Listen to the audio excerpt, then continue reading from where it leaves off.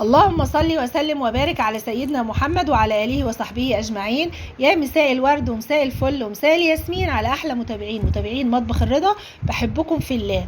هنعمل المبروم، هنعمل الكسكسي زي ما بتسموه عندكم. شوفوا بتسموه ايه، المبروم ولا الكسكسي؟ احنا عامة بنقول عليه هنا المبروم، بس طبعا كل بلد حسب ما بتقول.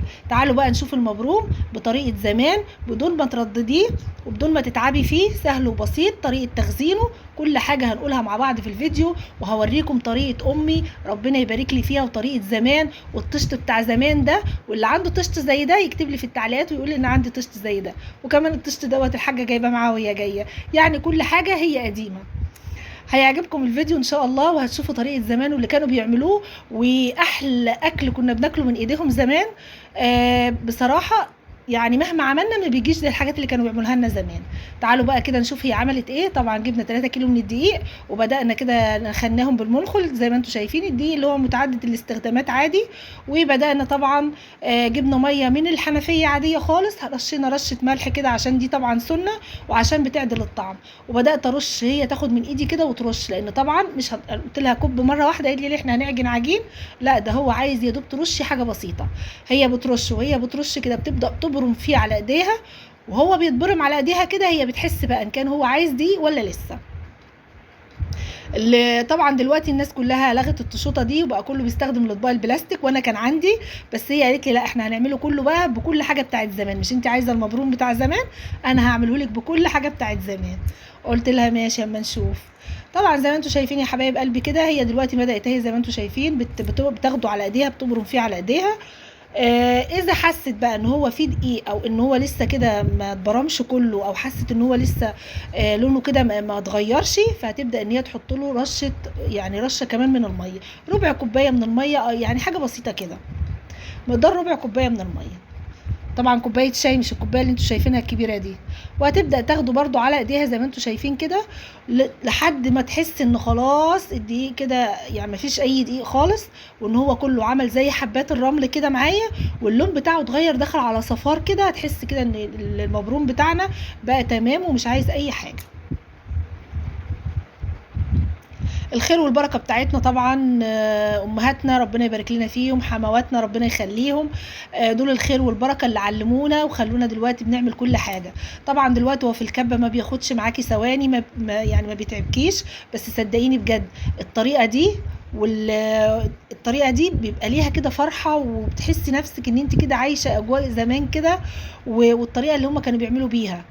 فطبعا احنا هنمشي مع بعض خطوه خطوه واوريكم هو فعلا عملته لنا ازاي، ما حسيناش بيه اصلا واحنا بنعمله. بدات بعد كده جابت الغربال زي ما انتم شايفين، احنا هنا بنقول عليه الغربال السلك، معرفش بقى كل بلد بتقول عليه ايه.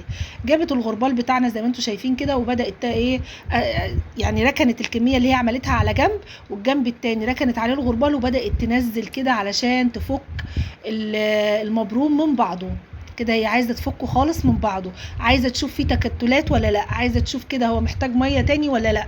فبتظبط الدنيا بقى معانا زي ما انتم شايفين. طبعا كل ما بتخلص الكميه انا باخد من اللي هي كانت ركناه على جنب، وببدا احطه لها كده زي ما انتم شايفين عشان تنزل باقي الكميه.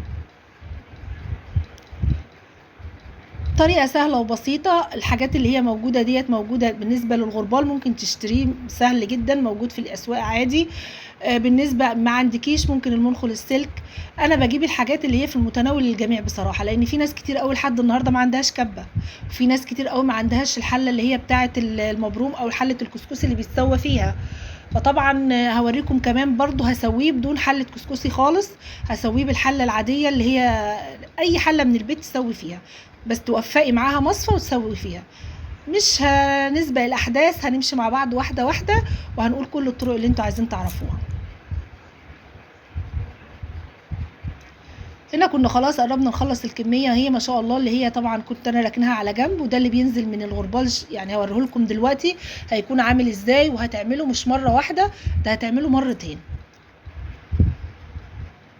ممكن تفرزيه، يعني لو انت عايزه تفرزيه هقولك تفرزيه ازاي، لان ممكن تكون الكميه كبيره عليكي وانت طبعا مش حابه مثلا تعملي الكميه دي كلها، فممكن تفرزي منها عادي مفيش اي مشكله.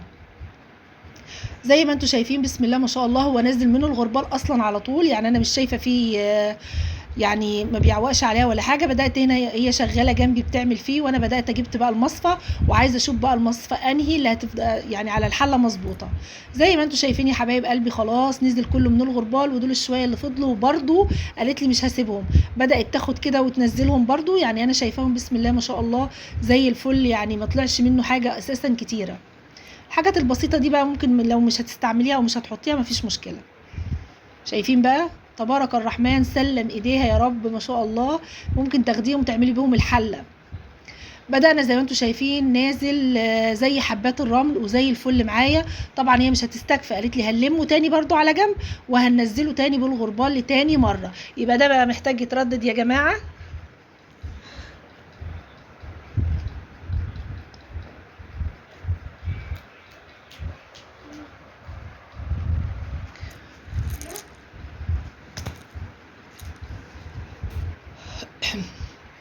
بدأت بقى زي ما انتم شايفين كده بالغربال، وبدأت بقى ان هي دلوقتي بتنزل الكميه زي ما انتم شايفين كلها كده بسم الله تبارك الرحمن. انا شايفاه ما شاء الله طالع زي الفل معاها، مش محتاج، ما كانش محتاج تاني مره يتعمل. طبعا هي قالت لا، وزي ما انتم شايفين كده يعني يا دوب ان هي بتمشي ايدها بتبرم فيه بالراحه كده بيروح نازل كله. ده دليل على ان هو ما شاء الله ناجح وجميل جدا. طيب بالنسبه بقى للتسويه، طبعا زي ما انتم شايفين حطينا حله على النار ولازم نقطع فيها كده ليمونه. يعني ليه الليمونه ديت؟ الليمونه ديت علشان خاطر ما تخليش الحله بتاعتنا تزرق. ونحط بقى الحله على النار وبنحط فيها الليمونه وبنسيبها لما تغلي، لازم تغلي علشان الحله بتاعتنا طبعا ما تزرقش مننا. بعد ما تخلصي تسويه هتلاقي الحله بتاعتك ما فيهاش اي حاجه، ممكن تشيليها على طول. يعني لو مش عايزه تغسليها هتلاقيها نظيفه وزي الفل. طبعا انا قسمت الكميه، ما رضيتش احط ال3 كيلو، مع انه والله يعني ندمت بصراحه. هي كانت تاخد ال3 كيلو على طول. جبت طبعا اما زي ما انتم شايفين كده او شال ابيض او قماشه بيضه، لو عندك قماشه بيضه كده وبتروحي جايباها. اهم حاجه لا يكون فيها ريحه برفان ولا يكون فيها ريحه معطر او ريحه رابسو او حاجه من الحاجات دي، بحيث ان الدقيق اكتر حاجه بتلقط. وطبعا نزلته كده زي ما انتم شايفين، حطيت الشال ونزلته بقى زي ما انتم شايفين كده. وطبعا اهم حاجه زي ما انتم شايفين المصفى اكون سد الفراغات اللي ما بين الحله وما بين المصفى. ليه بقى؟ لان طبعا لو طلع البخار بره يبقى كده معنى كده ان هو مش هيستوي ومش هيطلع البخار ده. انا كله عايزه البخار ده يطلع على الكسكسي فوق عشان يسويه. بالظبط كده هو سبته بالظبط 25 دقيقة، وبعد ال 25 دقيقة بدأت ان انا افتح عليه واشوفه هو استوى ولا ليه ولا ايه. طبعا بنعرفه بقى ان هو استوى ازاي. قالت لي طبعا افتحيه بس فتحيه من بعضه كده، وبعد كده دوقيه. اول ما تلاقيه لو لقيتيه بيندخ كده وانتي بتاكليه يبقى كده استوى بقى زي الفل. طبعا انا عملته فعلا كده وسبته 25 دقيقة وطلعته زي ما انتم شايفين كده، كان بسم الله تبارك الرحمن معايا زي الفل. بدأت بقى اقلبه زي ما انتم شايفين، وطبعا بالمعلقه لانه سخن، وحاسبي على ايدك لا ايدك يعني البخار يلسع ايديكي. طبعا بالمعلقه كده وهتبص تلاقيه هو اصلا على طول مستوي مش محتاج كلام. اول حاجه طبعا ريحه الكسكسي بتملى كل المكان وهو على النار، يعني بمجرد انت بتحطيه واول ما يبدا في التسويه بيكون تمام. طبعا دول الجزء الثاني اللي هو كان لسه ما كانش استوى حطيته برده بسويه زي ما انتم شايفين. طيب الفراغات اللي حوالين المصفى والحله يا اما بمناديل مطبخ كده بتبليها، يا اما بورقه كراسه بيضه، يا اما بعجينه زي ما كنا بنعمل زمان. هي صراحه قالت لي اعجني عجينه او هاتي الرده دي اللي بتاعت الدقيق وهاتي نعمل بيها حوالين المصفى. وانا طبعا قلت لها لا الجو اتطور ما ترجعناش للماضي القديم قوي، يعني خلينا خير الامور الوسط. طلعنا كميه الكسكسي او المبروم زي ما انتم شايفين كده حبايبي. وطبعا انا لا هردد ولا هعمل فيه اي حاجه تاني بقى. جبت السمنه بتاعتي وبدات احط السمنه عليه. بمجرد ان انا حطيت السمنه عليه اصلا زي ما انتم شايفينه ما شاء الله تبارك الرحمن بيتكلم عن نفسه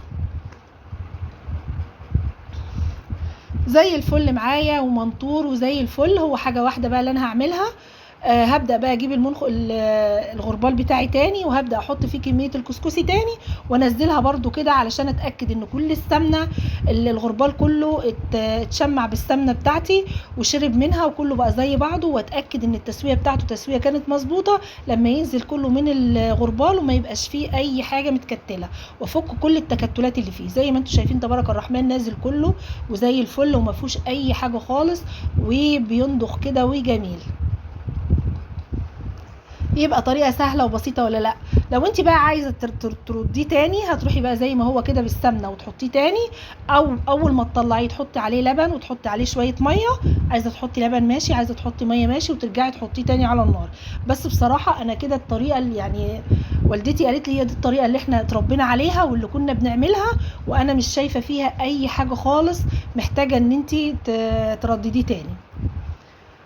زي ما انتم شايفين ما شاء الله حبات الكسكسي عامله ازاي، تحفه بجد، جميله جدا تبارك الرحمن، وباينه زي ما انتم شايفين. وعملناه سهل وبسيط، ولا كبه ولا اي صعوبه، في متناول اي حد ان هو يعمله. قومي بقى كده هاتي الدقيق وجربيه. بنتي من فرحتها بيه بقت ماسكاه كده وتعمل يعني زي ما انتم شايفين كده، وترفع بيه وتقول لي الله يا ماما ده جميل جدا وسهل، وانا شايفاكم وانتوا بتعملوه ما خدش اي حاجه. قلت لها يعني انت تبقى تعرفي تعمليه بعد كده؟ قالت لي تعرف اعمله. بتمنى الطريقه تعجبكم، والسلام عليكم ورحمه الله وبركاته.